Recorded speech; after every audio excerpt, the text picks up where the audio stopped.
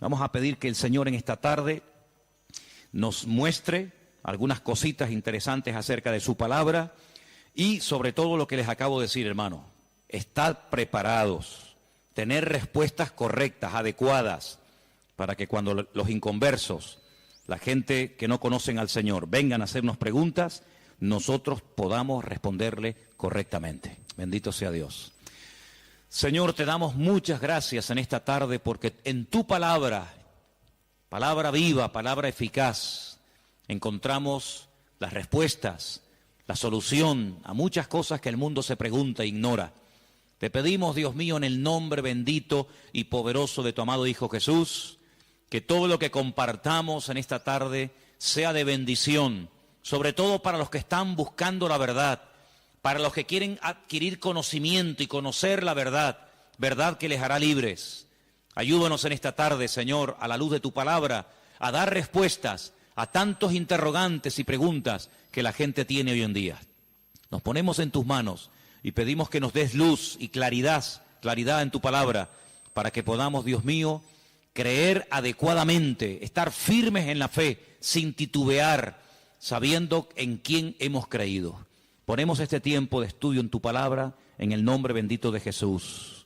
Amén y amén. Bendito sea el Señor. Hermanos, quiero llevarles a 4 textos para comenzar. Y el primero va a estar en Jueces capítulo 11. Nos vamos a lo que llamamos Antiguo Testamento, al capítulo 11 del libro de los Jueces. Y vamos a leer concretamente el versículo 40. Jueces, repito, capítulo 11, versículo 40. Y dice la palabra del Señor lo siguiente. Presten atención a lo que dice ahí nuestro Dios. Jueces 11, 40. Y se hizo costumbre en Israel que de año en año fuesen las doncellas de Israel a endechar a la hija de Jefté, Gaaladita, 4 días en el año. Fíjense la palabra costumbre. Se hizo costumbre, no era costumbre hasta ese tiempo. Antes nadie se iba 4 días por el campo, por el monte, a llorar, a endechar a la hija de nadie. Pero ocurrió algo, ustedes conocen que Jefté hizo un juramento que fue una auténtica locura, y fue la de presentar a su hija en sacrificio al Señor. Y entonces dice la palabra de Dios que a partir de ese día se convirtió en una costumbre en Israel que las jóvenes, que las chicas se fueran por los campos llorando, endechando, lamentándose de lo que le había ocurrido a la hija de Jefté. ¿Era un mandamiento bíblico? ¿Era algo que Moisés enseñó al pueblo de Israel en el desierto? No. Sino que se hizo costumbre. Empezaron un año y otro año, una generación y otra generación, hasta que aquello se convirtió en una costumbre. Y quiero en esta tarde que ustedes se den cuenta de que una cosa es la costumbre, la cultura, las tradiciones, y otra cosa muy diferente es lo que manda y ordena el Señor en su palabra. A nosotros nos tiene que dirigir la palabra de Dios, no las costumbres de las naciones. No es que esta costumbre, esta tradición lleva 500 años celebrándose en mi país o donde sea. Bueno, los años que se llevan celebrando las costumbres, cualquiera que sean, no le dan credibilidad a la costumbre. Durante muchos siglos era normal salir a una plaza pública y torturar o quemar a una persona, y todo el mundo iba como si fuera un espectáculo público, ¿verdad? Porque era la costumbre de la época. Bueno, pero eso no significa que como era la costumbre, pues está bien. Cuidado, la palabra costumbre, hábito, aparece desde un punto de vista positivo y desde un punto de vista negativo. Por ejemplo, la Escritura dice en el Evangelio según San Lucas que el Señor Jesucristo, conforme a su costumbre, iba el sábado a la sinagoga. Bueno, pero es que hay costumbres buenas, ¿sí?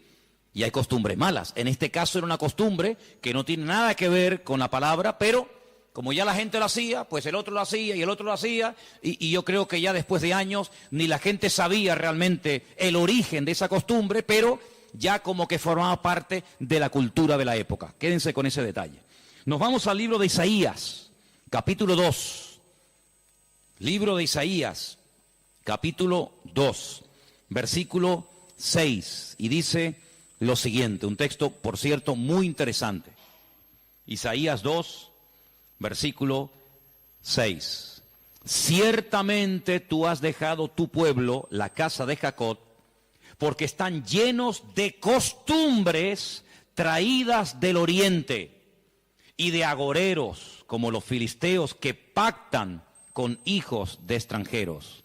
Uno de los reproches que el profeta Isaías lanzaba en la época en la que él le tocó servir al Señor en su ministerio es que ustedes se han llenado de costumbres que no son costumbres con una base bíblica, no son costumbres basados en un mandamiento de la Escritura, sino en costumbres, como dice aquí, importadas, traídas de Oriente, que no tienen nada que ver con ustedes. Por ejemplo, aquí en España, país en el que vivimos, pues se ha metido con una fuerza tremenda una fiesta, que era una costumbre de pueblos paganos, dicho sea de paso, que se ha celebrado hace poco, la famosa fiesta de Halloween, y tú estudias la historia de nuestros pueblos, aquí hay hermanos de otros países de Latinoamérica, y Halloween no tiene absolutamente nada que ver con la cultura latina.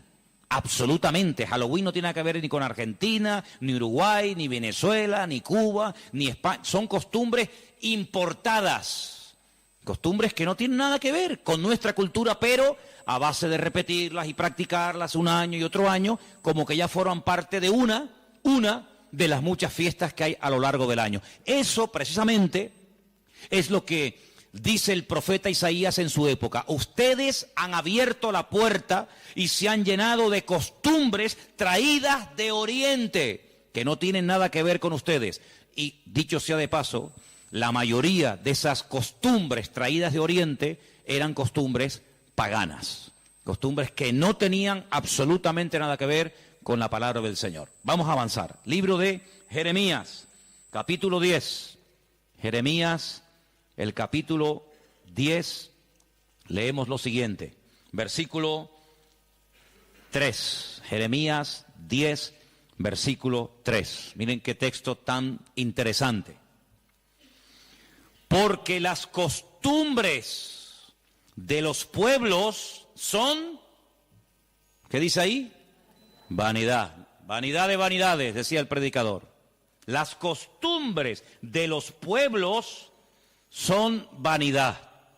Y ahora habla acerca de la idolatría, que era una de las costumbres, no del pueblo de Dios, sino de los pueblos paganos. Ahí la palabra pueblos es la palabra goyín. La palabra goyín significa naciones.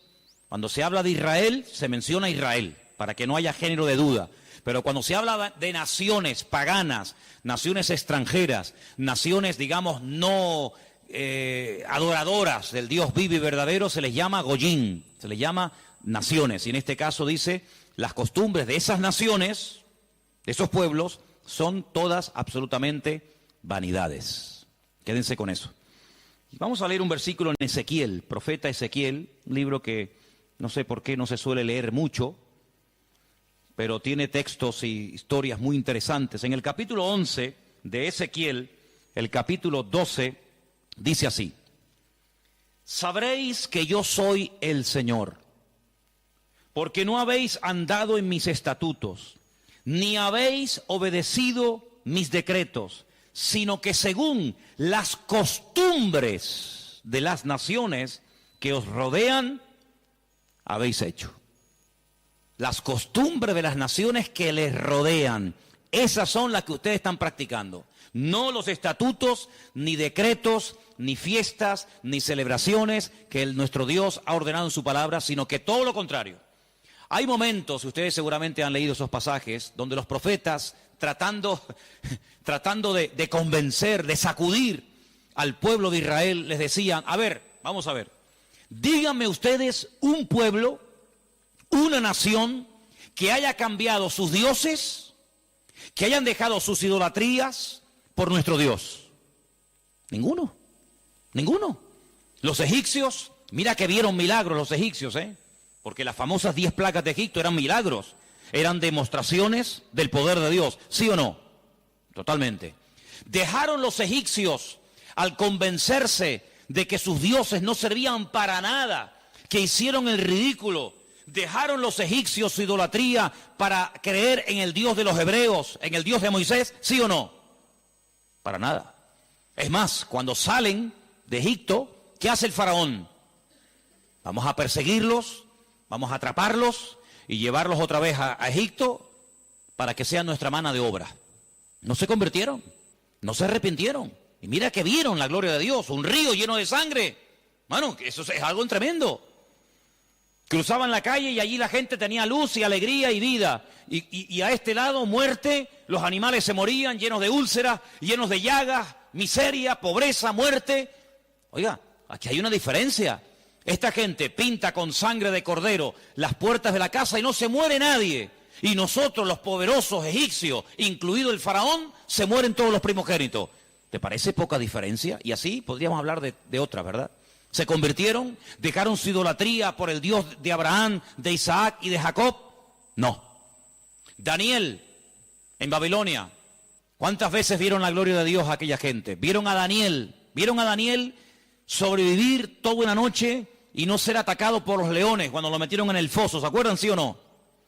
Vieron a aquellos 3 jóvenes que les habían cambiado el nombre, que no se quemaron dentro del horno de fuego. ¿Cambiaron? ¿Recapacitaron? Ninguno. Dice, ¿cómo es posible que ustedes habéis podido comprobar que ninguna nación ha dejado sus dioses, su paganismo, para creer en nuestro Dios, y sin embargo ustedes sí lo han hecho? Dejaron al Dios vivo y verdadero para adorar a Moloch, a Milcón, a Astaroth, a Asera, a Baal. ¿Cómo puede ser eso? Pues eso fue lo que pasó. Ellos cambiaron al Dios verdadero por aquellos dioses, y dice el profeta Ezequiel en este pasaje, todo eso que habéis hecho son las costumbres de las naciones que les rodean, pero ustedes, en vez de influenciarles a ellos, que ellos se conviertan a ustedes, ha pasado todo lo contrario. Ustedes se han terminado convirtiendo a ellos. Han adoptado su forma de vivir, su forma de adorar, su forma de cantar, su forma de comportarse. Y esto es algo realmente increíble, porque esto no ha pasado nunca, nunca en la historia de la humanidad. Una nación ha dejado el paganismo, ha renunciado 100% a toda esa mentira y ha abrazado la fe única y verdadera. Sin embargo, ustedes tenían al verdadero y lo han abandonado. Otros profetas utilizaban el término han adulterado, han sido infieles a vuestro Dios. ¿Para adorar a quién? Al Dios de las moscas, al Dios de los excrementos, como hay por ahí un Dios también en la Biblia que se llama el Dios de los excrementos, para adorar a las criaturas en vez de adorar al Creador. Increíble, increíble. Entonces, los profetas que hemos leído, Jeremías, Isaías, Ezequiel y también en el libro de Jueces, dicen que todo eso, esas costumbres, son todas vanidades. Y entonces nosotros, como creyentes, que hemos, como dice la Biblia, pasado de muerte a vida, cuando nos convertimos al Señor, cuando salimos de donde hemos salido cada uno, pues tenemos, con el paso del tiempo, que no solamente decirle al Señor, Dios mío, gracias por haberme salvado, gracias por haberme perdonado los pecados, sino que quiero también pedirte, quiero que me ilumines, porque a lo mejor de mi antigua vida, cuando yo no te conocía, cuando andaba en la ignorancia, cuando estaba en la idolatría, en las costumbres que practiqué yo y mi familia durante toda la vida, Señor, quiero que tú me ilumines, por si acaso todavía puede ser que en mi vida, en mi familia, en mi forma de hablar, de pensar, de vestirme, etcétera, etcétera, todavía quedar algo que no está bien, pero que como lo hace todo el mundo, pues no parece que sea tan malo. Porque si os dais cuenta, hermanos, hay cosas que se hacen hoy en día que están mal, pero sin embargo, como las hace todo el mundo, no se ven mal. Por ejemplo, a mí una de las cosas que me llama la atención, cuando voy a lo mejor a algún supermercado, es que de un tiempo a esta parte, en la parte donde está todo lo que es los puros y los cigarrillos y todo esto, es increíble. ¿Os habéis dado cuenta lo que ponen como advertencia, en las cajas de cigarrillos, el cigarrillo mata, el cigarrillo produce enfermedades pulmonares, cáncer y esto y lo otro. Pero ¿quién hoy en día iría por la calle poniéndole una multa a una persona por fumar? Nadie. ¿Por qué? Porque como lo hace todo el mundo, ya forma parte de una vida normal, pues no se ve tan mal. Pero cuidado, el que lo haga mucha gente no significa de que esté bien, ¿sí o no?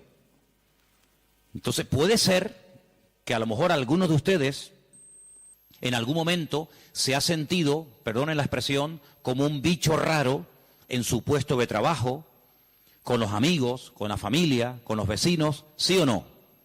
Porque resulta que todo el mundo ve bien, pues ciertas y determinadas cosas que cuando vamos al manual, cuando vamos a la palabra de Dios, resulta que no solamente están mal, sino que incluso son pecado y abominación ante los ojos de Dios. Vaya usted a una manifestación de miles y miles y miles de personas a favor del aborto y párese en esa marcha y diga que el aborto es un crimen, que es un asesinato y que eso es una abominación delante de Dios. ¿Lo matan? ¿Sí o no? ¿Lo matan? Párese usted en una manifestación donde están llevando a una virgen, a un patrón, a un santo y diga, ¿pero qué estáis haciendo? Si nuestro Dios prohíbe todo esto, si eso es abominación delante de nuestro Dios, si en la base mínima, que son los 10 mandamientos, ya se prohíbe categóricamente todo esto, ¿te matan? ¿Por qué? Porque es que esto se ha practicado. Y claro, después ves ahí al alcalde, y ves al teniente alcalde, y ves al concejal de no sé qué, y ves a fulanito de tal, y incluso al rey, y ves a la reina, y ves a la... Entonces parece que como que no está tan mal porque lo practica mucha gente. Y quiero decirte, querido hermano, que en algún momento de tu vida puede ser que tú te sientas como que vas contracorriente, como que la gente como que no te entiende y como que tú estás en otra frecuencia, en otra onda, y es como algo imposible de que lleguen a un entendimiento. Pero al fin y al cabo yo pregunto, hermanos, ¿nosotros a quién tenemos que agradar? ¿A quién tiene que agradar usted? ¿A nuestro Dios, sí o no? Bueno, pues si por agradar a Dios me pongo en contra de la familia, ¿estás dispuesto a pagar el precio? ¿Para qué te vas a bautizar? Con la edad que tú tienes. Si a ti ya te bautizaron tus padres cuando eras pequeñita, no lo pueden entender.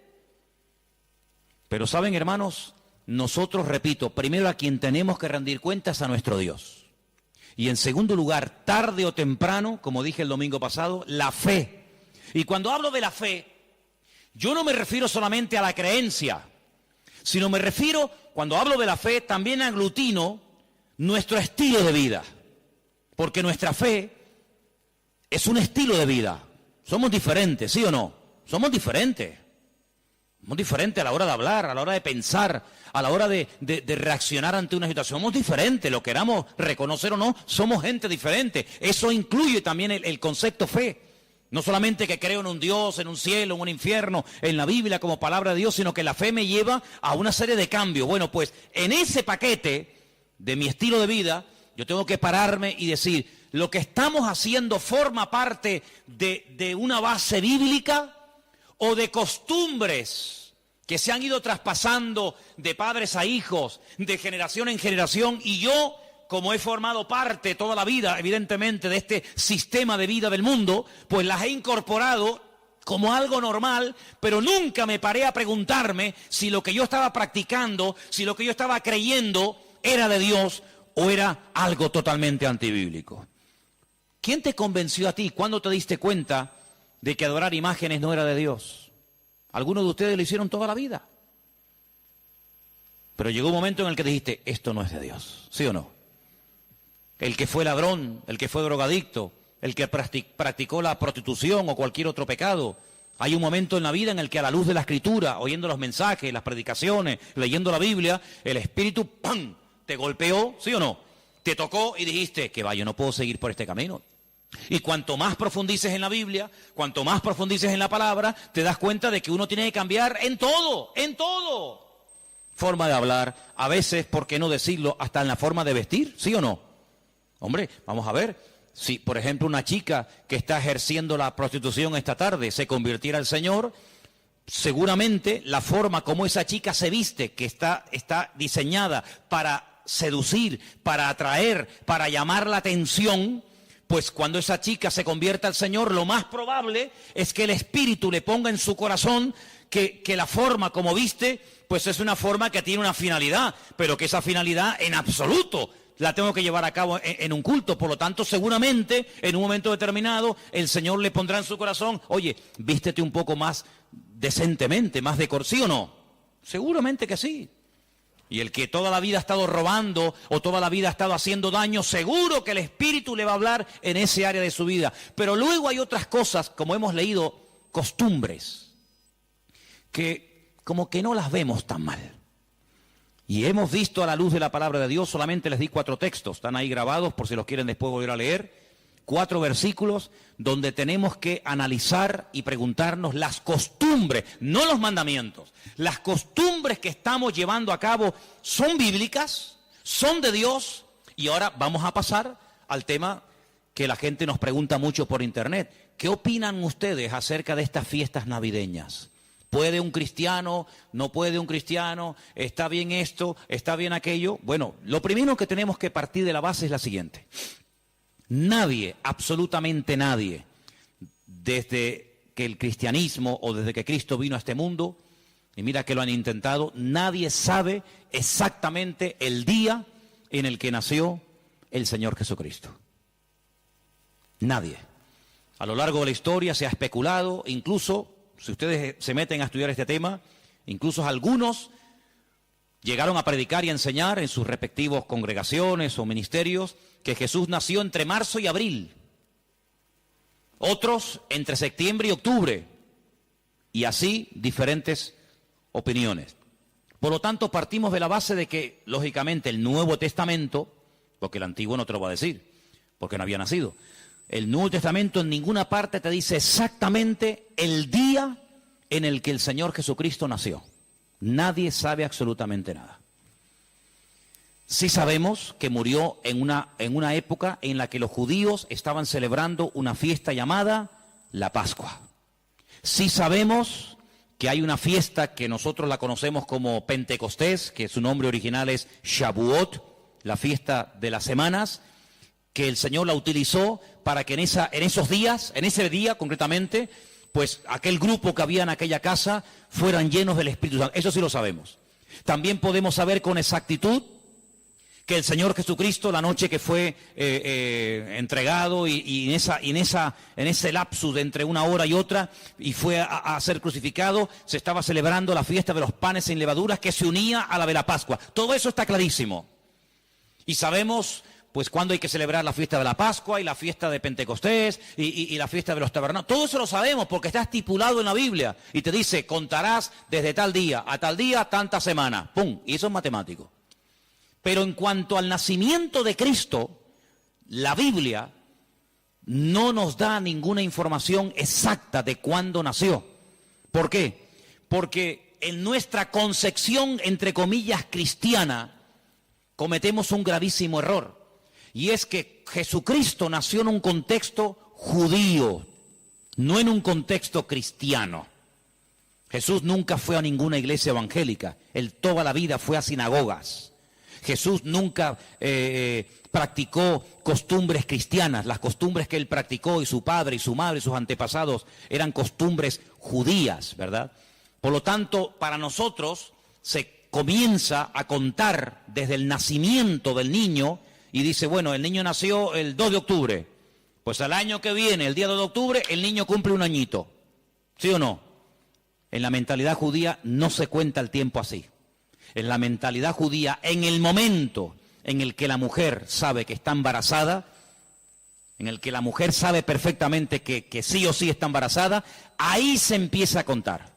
No a partir del nacimiento a los 9 meses, ¿me entendéis? Por lo tanto, ya empezamos mal. Es como, por ejemplo, cuando nosotros decimos, bueno, ahora mismo aquí en Tenerife tenemos las 8 en punto de la noche. A las 12:01 será día viernes. Eso según nuestro calendario, según nuestra cultura, según la Biblia, ya es viernes. ¿Por qué? Porque en cuanto cae el sol y ya se puede ver aunque sea una sola estrella en el firmamento, automáticamente ya estamos al día siguiente. Entonces dice, entonces todos al revés. Bueno, hay que saber estas cosas. Nuestro calendario gregoriano, inventado, mandado a hacer por un papa, tiene 365 días. El calendario bíblico tiene 360 días. Otro dato a tener en cuenta. ¿Qué te parece? Y así podríamos contar cantidad de detalles que cuando uno va a la palabra, uno tiene que conocerlos. Porque si no ya estás partiendo equivocadamente. Y entonces decimos, el nacimiento del niño marca el momento de su nacimiento y de su próximo cumpleaños. Te vuelvo a repetir, la vida en la cultura judía, en la cultura hebrea, se cuenta a partir de la concepción, no a partir del nacimiento. Ahora bien, tengo aquí algunos datos que les voy a leer en esta tarde, que son muy interesantes, pero primeramente quiero decir lo siguiente. No sabemos la fecha exacta del nacimiento de Cristo. No hay ni un solo ejemplo, ni uno solo. Si alguien sabe de alguno, por favor que lo diga ahora, o calle para siempre. No hay ni un solo ejemplo en el Nuevo Testamento de nadie que haya practicado el nacimiento de Cristo, que haya celebrado, mejor dicho, el nacimiento de Jesús. La única fiesta que nos obligó el Señor a recordar frecuentemente fue, dice, haced esto, háganlo en memoria de mí. Y cada vez que comáis este pan y cada vez que bebáis de esta copa, mi muerte estáis anunciando hasta que yo vuelva. Es una orden. Yo sé que hay movimientos cristianos o evangélicos que no practican esto de tomar pan y vino asiduamente, porque dicen que es algo simbólico. Bueno, yo solamente lo digo con todo mi respeto, no saben lo que se pierden. Y es una interpretación incorrecta. Yo creo que es bíblico y estamos todos de acuerdo, ¿sí o no? O sea, hay que partir del pan y el vino. Hombre, hay iglesias que lo hacen todos los domingos. Elena, por ejemplo, se crió en una iglesia que todos los domingos, sí o sí, todos los domingos a la mañana, se llama culto de comunión. Por eso, porque se da la comunión. Hay iglesias que lo hacen una vez al mes, otras iglesias una vez al año, etcétera, etcétera. Pero que hay que hacerlo, hay que hacerlo. Pero Jesús nunca dijo, los discípulos nunca dijeron, Pablo nunca escribió, Pedro nunca escribió, Santiago nunca escribió, ningún discípulo escribió, y también tenéis que recordar todos los años el nacimiento del Mesías. No. Mira, recordamos cuando partió el pan y el vino e inauguró el nuevo pacto. Recordamos su muerte, claro. Recordamos su resurrección. Recordamos la venida del Espíritu Santo en el día de Pentecostés. Recordamos un montón de cosas, pero bíblicamente no te puedo demostrar, no lo puedo hacer. Te estaría mintiendo. No te puedo demostrar bíblicamente que los primeros cristianos celebraban el nacimiento de Cristo. No lo hacían. Ni siquiera es un mandamiento de la Biblia el celebrar dicha fiesta. Entonces te estoy dando información para que lo sepas. La fecha exacta del nacimiento de Cristo no se encuentra registrada en el Nuevo Testamento. Ahora, el famoso día 25 de diciembre ha sido un día que en el mundo pagano, en el mundo greco-romano, ustedes saben que estaban los babilónicos, luego vinieron los medos persas, a continuación los griegos y después los romanos. El Antiguo Testamento, lo que llamamos vulgarmente Antiguo Testamento, termina con el imperio medo-persa. Pero cuando empezamos a leer el Nuevo Testamento, nos encontramos a los romanos. Y tú dices, ¿pero y los griegos? ¿Ves? La Biblia no te da información sobre los griegos. Pero entre el Antiguo y el Nuevo Testamento, que hay 400 años de silencio, ¿sabían eso, no? Nuestro Antiguo Testamento, ¿cuál es el último libro del Antiguo Testamento según nuestra Biblia? Malaquías. Pero cuando tú vas a una Biblia hebrea, tú te das cuenta que el último libro del Antiguo Testamento no es Malaquías, es Segunda de Crónicas. Da igual, el orden no altera los factores, ¿no? Sea uno, sea otro, son exactamente los mismos, aunque el orden es diferente. Pero cuando se termina de escribir, cuando el último profeta del Antiguo Testamento terminó su mensaje, supongamos que fuera Malaquías, hasta que encontramos al siguiente profeta predicando. ¿Y quién fue el siguiente profeta entre el Antiguo y el Nuevo predicando? ¿Quién fue? Juan el Bautista. Hay 400 años de silencio. No hubieron profeta entre Malaquías y Juan el Bautista. ¿Y cómo se guiaba la gente? Por la palabra. Ahí estaba todo escrito, todo comprimido, todo condensado.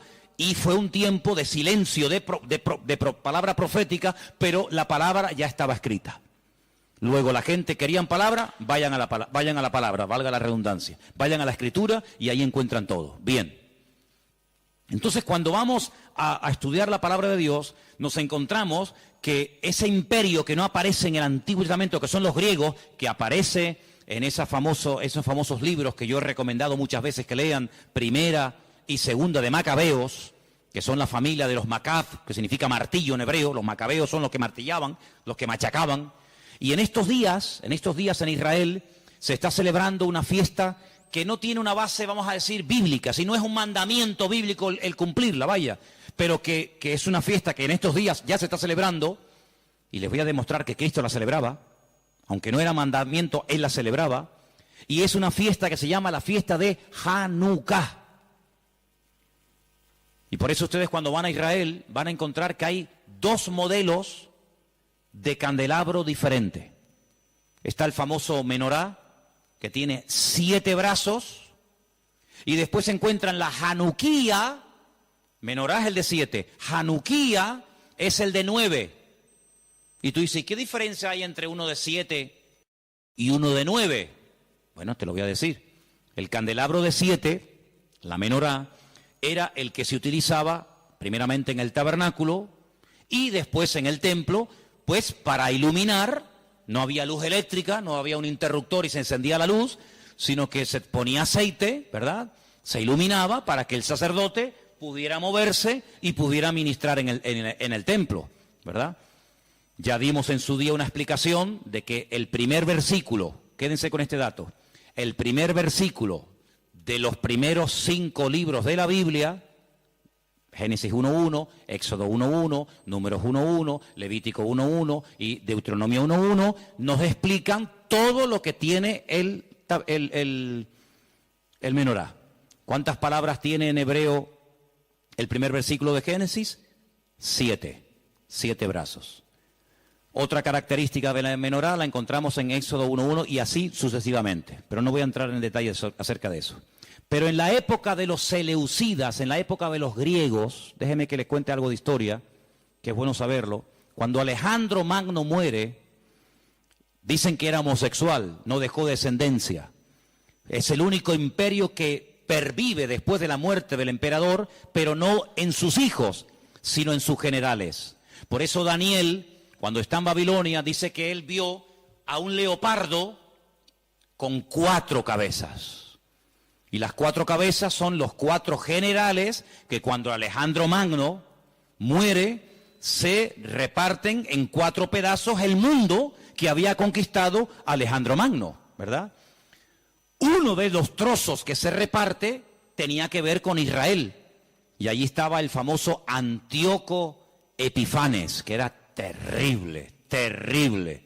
Ese fue el que se atrevió a meter a un cerdo dentro del lugar santísimo y sacrificarlo y de esa manera, humillar y avergonzar a Dios y en fin, tantas cosas, ¿no? Esa es la famosa abominación desoladora, la profanación del lugar santísimo. En esa época de los griegos había una familia compuesta por una serie de hermanos que se propusieron restaurar la vida política y espiritual de Israel. Los griegos dominaban, el templo lo habían convertido en un gimnasio, habían impedido los sacrificios y aquello era un desastre. Esta familia se levanta, primero un hijo, después el otro hermano, todos murieron como mártires, es una historia tremenda. Y estos macabeos, que no se llamaban macabeos, sino una especie de apodo, los que martillaban, los que golpeaban, pelearon militarmente, cuerpo a cuerpo con los griegos y los derrotaron, los vencieron, los echaron de Israel y restauraron el culto en el templo. Pero resulta que el aceite que se utilizaba para las lámparas del candelabro, en este caso de la menorá, no llegaba, porque lleva un proceso y se tarda un tiempo en elaborar ese aceite específico para la menorá.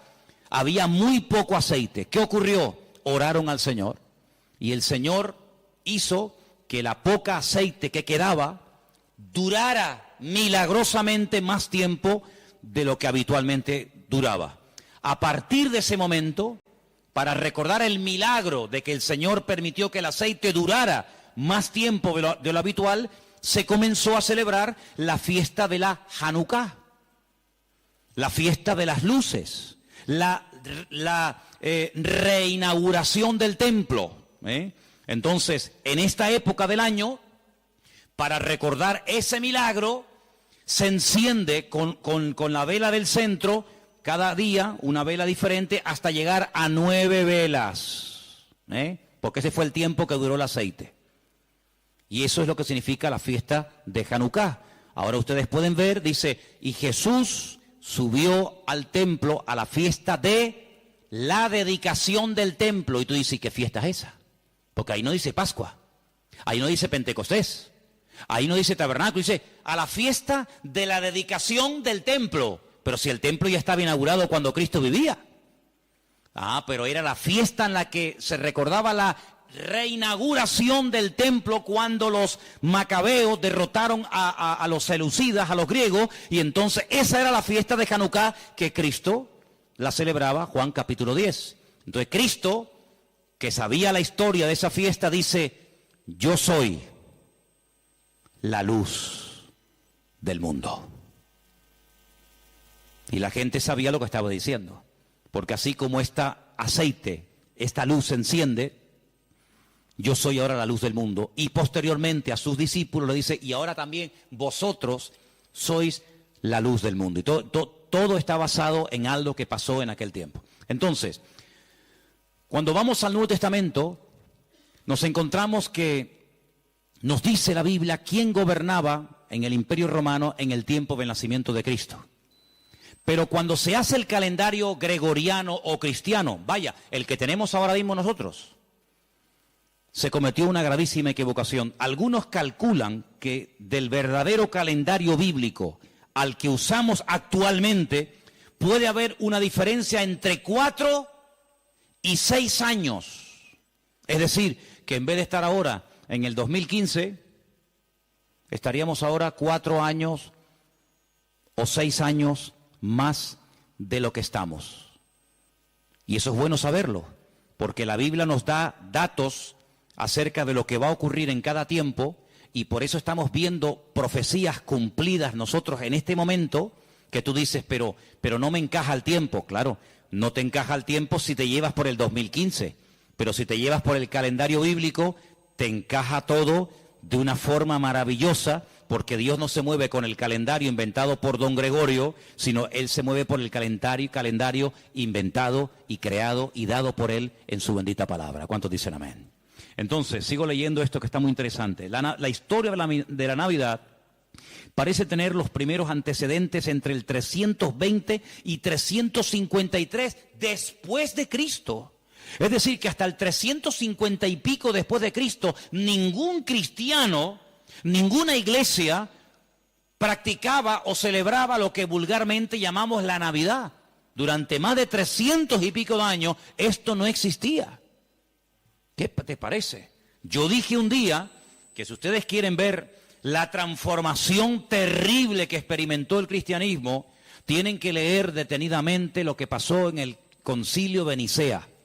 Ahí en Google, se meten, Concilio de Nicea, estudien, lean lo que allí pasó. El cristianismo del 300 para atrás era diferente al cristianismo que se vive hoy en día del 300 y pico hasta nosotros. Todo cambió, hermanos, todo cambió.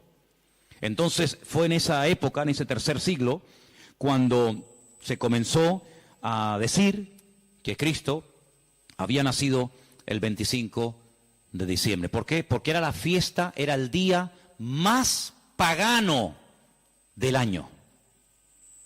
Se celebraba el culto al dios Saturno, y el dios Saturno era el dios de las cosechas, y era un día de celebración, pero de celebración pagana, de sacrificios en agradecimiento al dios Saturno. Era el solsticio de invierno en el hemisferio norte, y ahí dijo alguien, bueno, vamos a utilizar el día más pagano del año cuando se adora al sol, vamos a utilizarlo y lo vamos a cristianizar para que de esa manera también nosotros los cristianos formemos parte de la festividad y de la alegría a nivel mundial. Desde finales del siglo IV, finales del siglo IV, el cristianismo comienza con la famosa tradición de la Navidad, y el Papa Julio I dijo que Jesús había nacido el 25 de diciembre. ¿De dónde lo sacó? De ninguna parte, se lo inventó, porque la Biblia no dice que Jesús nació el 25 de diciembre, pero él, como era el Papa, cualquiera le llevaba la contraria. Era el día en el que se celebraba, como acabo de decir, el solsticio de invierno en la antigüedad, y era el día en el que las costumbres y las tradiciones heredadas, las costumbres y mitos y leyendas más aberrantes se llevaba a cabo, y entonces se utilizó para que la gente supiera que también Cristo había nacido en esa época, y de alguna manera pues utilizar el paganismo, utilizar las festividades, pues para decir, bueno, Cristo también nació en esta época, ¿no? En el año 540, un monje llamado Dionisio, cuyo apodo era el Exiguo, en el cálculo de las fechas propició la fijación de una fecha errónea en cuanto al nacimiento de Cristo. El error incluso hasta en el año, porque se cree que Jesús nació 4 o 6 años antes de lo que realmente esta gente decía. El tema de las fechas, ya hemos dicho, es algo muy controvertido, pero al final se llegó a la conclusión de que Cristo había nacido en esa época, y los cristianos comenzaron a practicarlo como parte de la cultura o de la tradición. Hay muchos relatos en los que cuenta la historia que miles y miles de cristianos se dejaron matar, quemar, crucificar y torturar hasta la muerte porque se negaban a celebrar la famosa Navidad el 25 de diciembre. Así que hermanos nuestros en la fe han muerto quemados, torturados y crucificados por negarse a formar parte de una fecha inventada, creada por el hombre, rodeada de paganismo, donde una de las costumbres que había era sacrificar toros, sacrificar animales, cortarle los testículos a estos animales y colgarlos en los árboles. De ahí viene la famosa costumbre de colgar bolitas en los árboles, de la costumbre pagana de aquellos degenerados griegos y romanos que hacían este tipo de ofrendas y de sacrificios a sus dioses, y de ahí pasó. Luego se prendía fuego al árbol, pero claro, prender fuego al árbol, pues en una casa particular es una temeridad, y entonces a alguien con el paso del tiempo se le ocurrió ponerle un montón de luces para que represente aquel fuego, que evidentemente no se puede hacer hoy en día por sentido común, pero entre las bolitas y el fuego que se pone, las luces que se pone, pues es lo más parecido a aquellas bolitas que se ponían colgadas en los árboles, y al mismo tiempo las luces representan el fuego, que por cuestiones obvias no se pueden poner hoy en día. Así que Jesús no nació el 25 de diciembre, pero escuchen esto porque es muy interesante.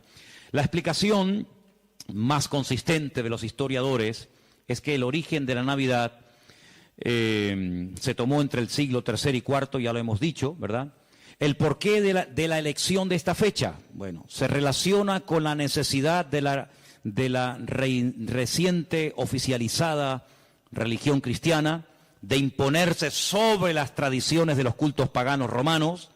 En aquel tiempo el mundo estaba dominado por el Imperio Romano, se adoraba a Saturno. Como el Imperio Romano a través del emperador Constantino supuestamente se había convertido, dejemos de celebrar en el 25 de diciembre la fiesta a Saturno, pero claro, ahora está todo el mundo acostumbrado a practicar el 25 de diciembre a Saturno, ¿y ahora qué hacemos? Ahora somos cristianos. Bueno, pues sigamos celebrándole igual, pero a Saturno, ya no podemos, somos cristianos. Bueno, a Saturno no, a Cristo. El mismo perro, pero con distinto collar.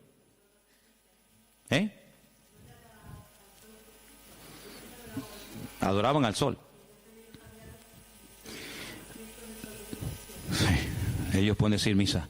Los papas eligieron el 25 de diciembre como día del nacimiento de Jesús, como una estrategia para el proceso de expansión del cristianismo, en el que sistemáticamente se buscó absorber y fusionar toda celebración de ritos paganos con las nuevas creencias o fe de los cristianos. Por lo tanto, bíblicamente, si alguien te para en la calle y te dice que la fiesta de la Navidad, que se suele celebrar el 25 de diciembre, tiene un trasfondo pagano, no se te ocurra llevarle la contraria ni decirle que no es así, porque vas a hacer el más rotundo ridículo. Efectivamente, el día 25 de diciembre era una fiesta, la fiesta más pagana en todas las culturas del Imperio Romano, donde se hacían auténticas barbaridades, sacrificios humanos, sacrificios de animales, ofrendas brutales de sangre, etcétera, etcétera. Como supuestamente, repito, el Imperio Romano dejó el paganismo y abrazó la fe cristiana que había perseguido durante más de 300 años, pues ahora ¿qué hacemos? Ahora nos encontramos con un dilema. Bueno, lo solucionamos fácilmente. Seguimos manteniendo el día, seguimos manteniendo las costumbres de dicho día, ¿vale? Seguimos celebrando todo exactamente igual, pero en vez de a Saturno, en vez de a divinidades falsas, pues la celebramos a Dios y total, aquí no ha pasado absolutamente nada.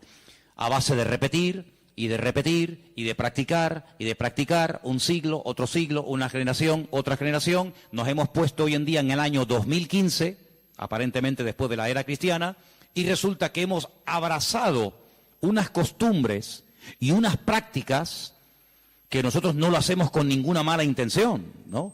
Nosotros no lo hacemos porque creemos en el paganismo, ni mucho menos, pero sin darnos cuenta, estamos practicando y celebrando y haciendo cosas que tienen un trasfondo totalmente pagano, pero después queremos que los paganos cambien cuando los paganos lo que han hecho es que nos han cambiado a nosotros.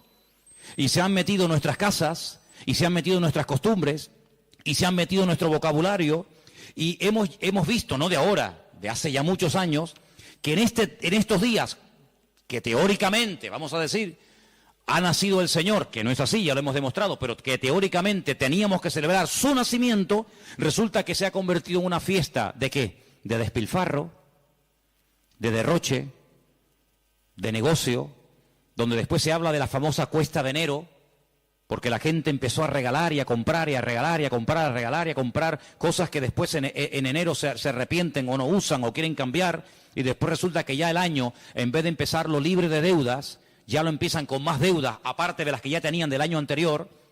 ¿Por qué? Porque la fiesta así lo requiere. Porque si no le regalamos al abuelito, y si no le regalamos nada al niño, y si no le regalamos nada a la abuelita, o al tío, o al papá, o al sobrino, pues como que es una falta de educación, y como que falta el amor en la familia, y como que todos nos hemos vuelto locos, y nos hemos fanatizado, porque ahora somos cristianos. No, mi hermano, aquí no nos hemos vuelto locos, sino que ¿sabe lo que pasa? Que el conocimiento confronta, y el conocimiento compromete. Por eso hay gente que dice, yo prefiero no saber nada, y seguir en la ignorancia. Pero ¿sabes qué? Cuando estamos en Cristo, estamos obligados, estamos comprometidos con la verdad. Y la verdad nos hará libres en la medida, no es como un botón, la verdad os hará libres. Eso no cuesta nada decirlo. La verdad nos hará libres siempre y cuando interioricemos y practiquemos la verdad. Porque yo puedo conocer la verdad, pero la verdad si no la vivo, si no me la aplico, si no la practico y si no la interiorizo, la verdad simplemente no hace absolutamente nada. No es como un amuleto. ¿Cuánta gente ha comprado antaño la Biblia? ¿Cuántos hogares tenían un pedazo de Biblia enorme y la tenían ahí en la estantería? ¿Por qué? Porque, hombre, es la palabra de Dios. Pero es que la palabra de Dios no es un amuleto. No es como el que pone una herradura.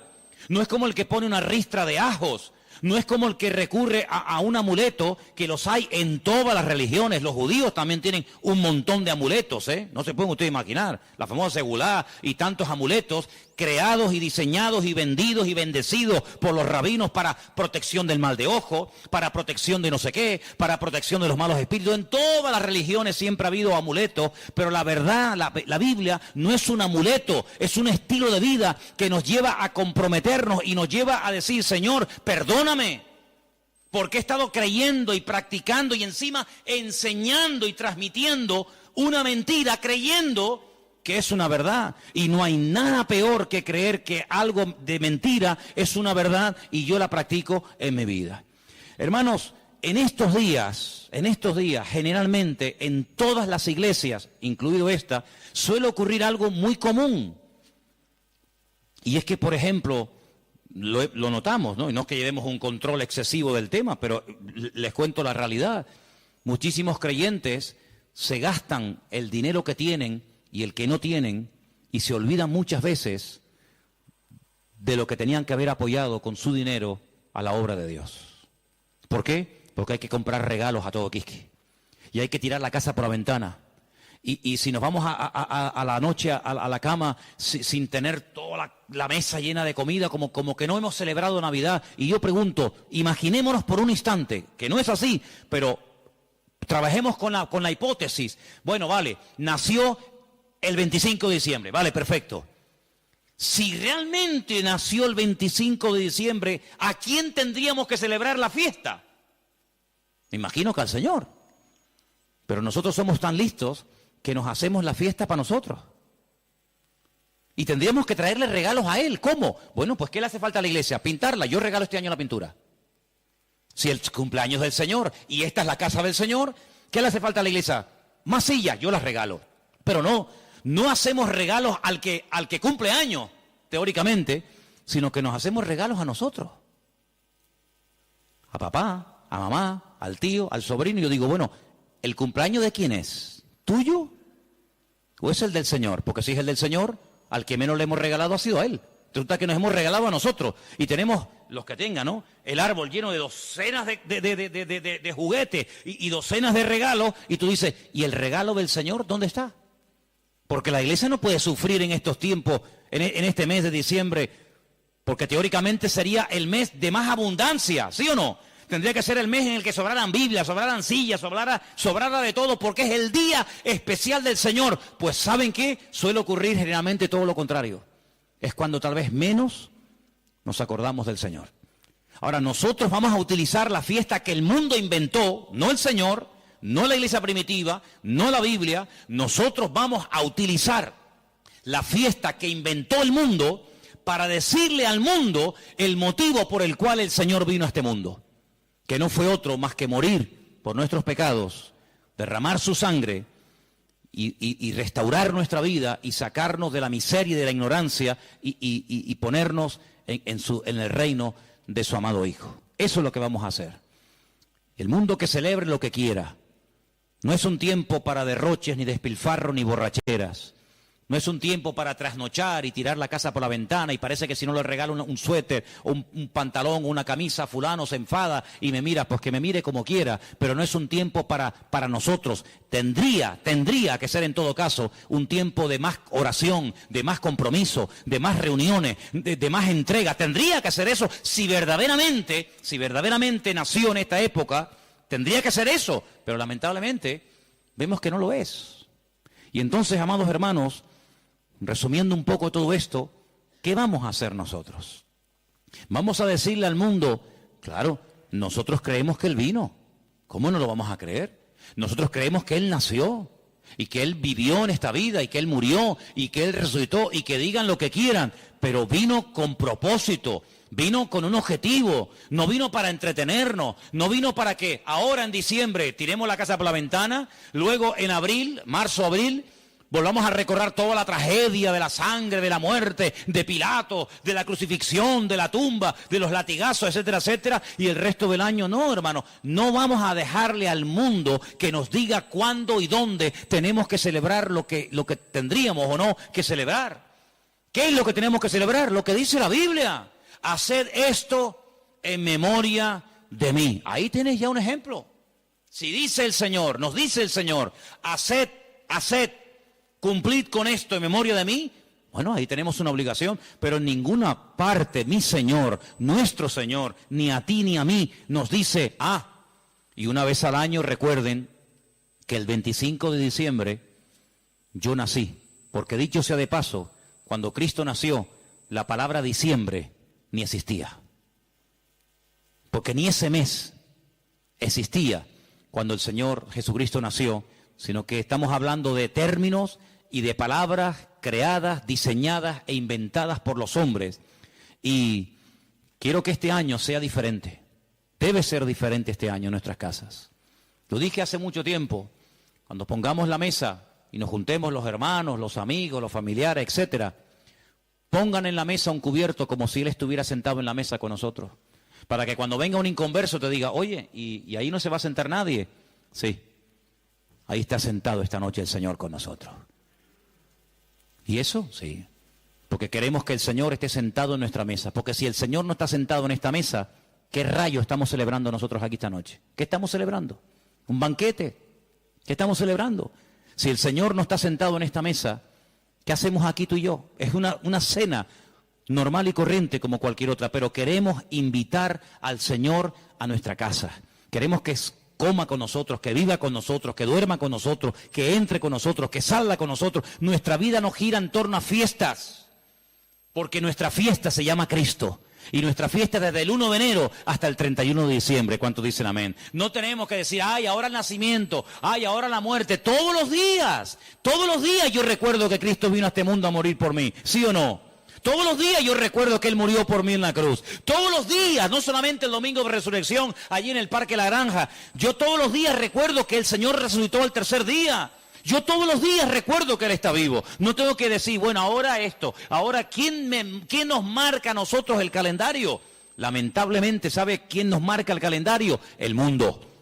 El mundo se ha metido en la cultura de tal manera que dice, no, ahora carnavales, ahora Halloween, ahora Semana Santa, ahora la Ascensión de María, ahora el Puente de la Constitución. Y le hemos dejado al mundo que nos organice el tiempo y nos diga incluso cómo tenemos que comportarnos en cada época del año.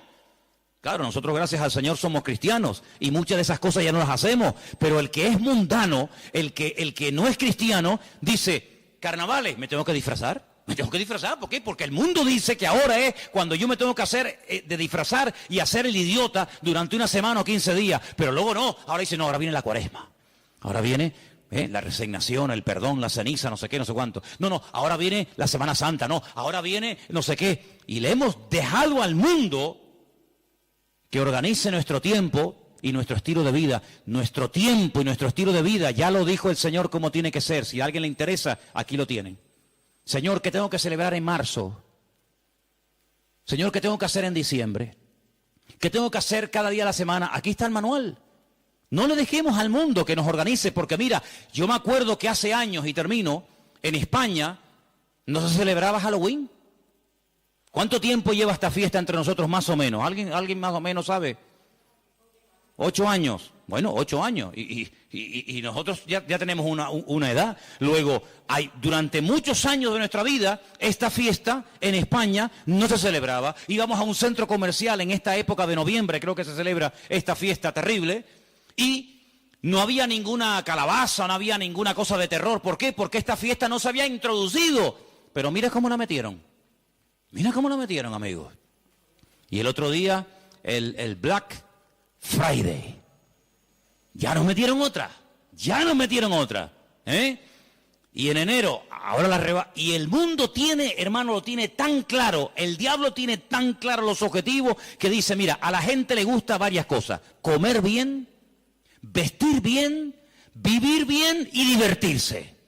Perfecto. Como no quieren ser guiados por el camino de la palabra, como no quieren ser guiados por el camino de Cristo, sino quieren seguir por el camino del relajo, por el camino de despilfarro, pues yo le voy a dar. Y el diablo le da a la gente lo que quiere. ¿Quieres carnaval? Toma carnaval. Y tú dices, ¿cómo puede ser que un país que ha estado años en crisis llegue la fiesta del carnaval? Y la tradición del toro de la Vega, ¿quién no ha oído esa barbaridad? cogen un toro bravo, lo sueltan al campo y miles y miles y miles y miles de personas lo rodean, lo pinchan, lo clavan, lo torturan. Cuando ya el animal está reventado que no puede más, llega uno, rácate, le clava una lanza, lo montan en un caballo, lo llevan al pueblo y es el héroe, porque este año ha matado el toro de la Vega. Cuando van allí la gente a protestar en contra de esta fiesta, cuando han ido ecologistas o personas que dicen, oye, pero ¿cómo puede ser esto? Los han sacado del pueblo a patadas, los han apedreado. Y cuando los periodistas pueden acercarse a uno de aquellos fanáticos, ¿saben lo que les dice? Nunca dejaremos de celebrar esta fiesta en nuestro pueblo, porque esta es una tradición que hemos tenido en nuestra tierra de toda la vida. Y es como si la tradición impera por encima de la razón. Primero la tradición, luego la razón. Primero la tradición y luego todo lo demás. Pero vamos a ver, pero como creyentes vamos a entrar en ese juego. Hermanos, muchos de ustedes cuando entraban al agua y se iban a bañar no se persignaban. O cuando pasaban por una cruz no se persignaban. O cuando pasaba un coche fúnebre no se persignaban. ¿Lo siguen haciendo? ¿A que no? Pero si lo hicimos toda la vida. Pero ya no. Ya no. Porque hemos entendido de que hemos pasado de muerte a vida. Pero sigamos pasando de muerte a vida. No nos quedemos en mitad de camino. No digamos, ya no adoro a esto, ya no adoro a aquello, ya no adoro a esto, ya no hago tal. Pero alguna cosita me queda. Me queda esto y bueno, total son unos días. Hermanos, sigamos avanzando. Ese fue el gran error de Israel. Entró, conquistó cuatro cachitos de tierra. No, toda la tierra tenés que conquistar, ¿no? Jericó, un poquito por aquí, un poquito por allá. Sí, pero escucha, es que allí viven los filisteos. Ah, bueno, no importa. Y allí viven los amorreos, y allí viven los no sé qué. Total, tenemos ya 4 casitas.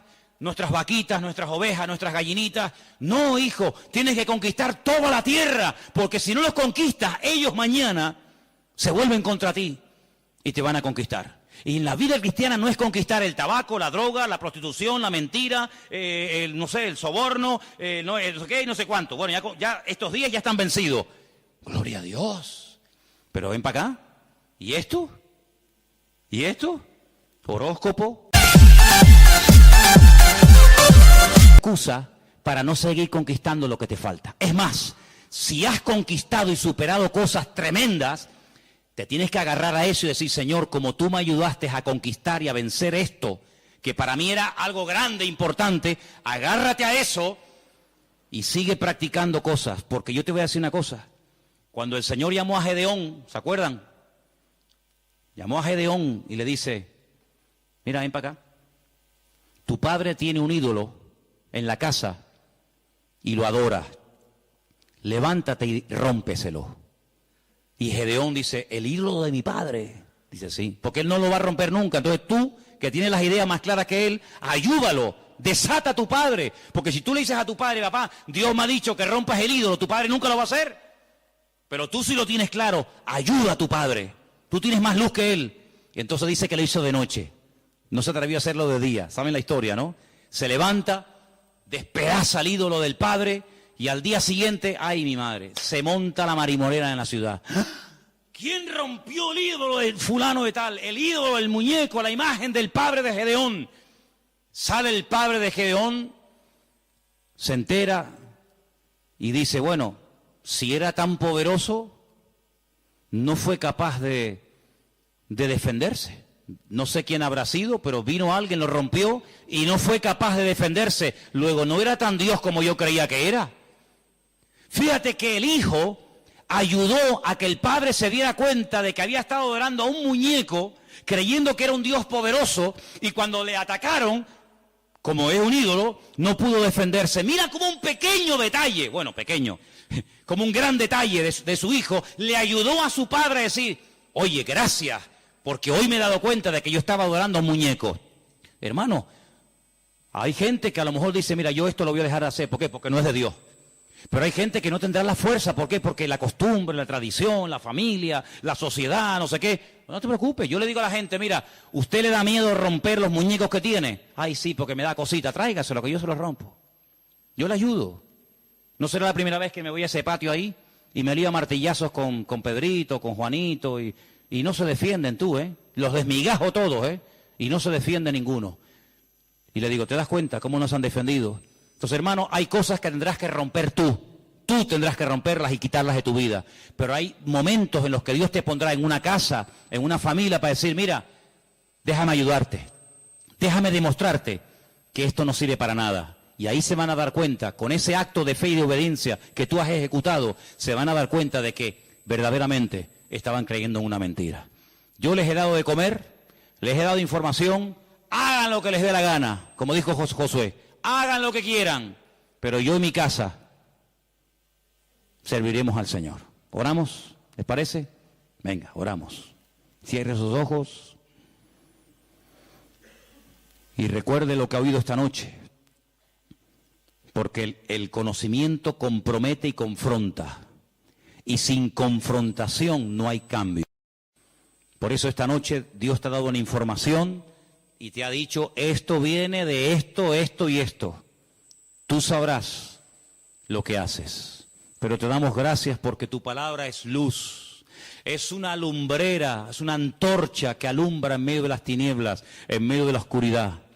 Y en esta noche, Señor, en este día, queremos pedirte, Señor, que nos dé fuerzas para que podamos terminar todos y cada uno de tus hijos este año en una rotunda victoria, contundente, real y genuina. Oramos por todos los hermanos, por todas las personas que a lo largo de la tierra nos están viendo y siguiendo cada semana, culto tras culto. Desde aquí, desde Tenerife, bendecimos a esas miles y miles de personas que nos escriben, que nos ven, que nos oyen. Señor, queremos pedirte por ellos para que los bendigas y para que juntos podamos extender el reino de Dios, las verdades del Evangelio, las verdades que salvan, que transforman las vidas, que son las verdades de tu palabra. Libéranos de cualquier temor, rompe en nosotros toda atadura a la tradición, a la costumbre, rompe todas esas costumbres paganas que a veces hemos cultivado y hemos practicado durante años sin darnos cuenta lo que hemos estado haciendo, Señor. Que en nuestros hogares, en nuestras vidas, en nuestras congregaciones, Señor, haya libertad, haya verdad. Y gracias te damos porque tu verdad, tu palabra libera, y queremos ser libres de todo engaño, de toda ignorancia, de toda mentira. Y te damos gracias porque hasta aquí podemos decir, el Señor nos ha ayudado, hasta aquí el Señor nos ha bendecido. Y hoy no adoramos a nada ni a nadie más que al Señor nuestro Dios. Recibe toda la gloria, mi Señor. Recibe toda la honra, y que en esta noche salgamos de este lugar con las ideas claras, sabiendo lo que tengo y lo que no tengo que creer y practicar, porque tu palabra siempre habla, y yo acepto que el Señor ha hablado a mi vida esta noche, y toda la gloria para ti, mi Dios, en el nombre de Jesús. Amén.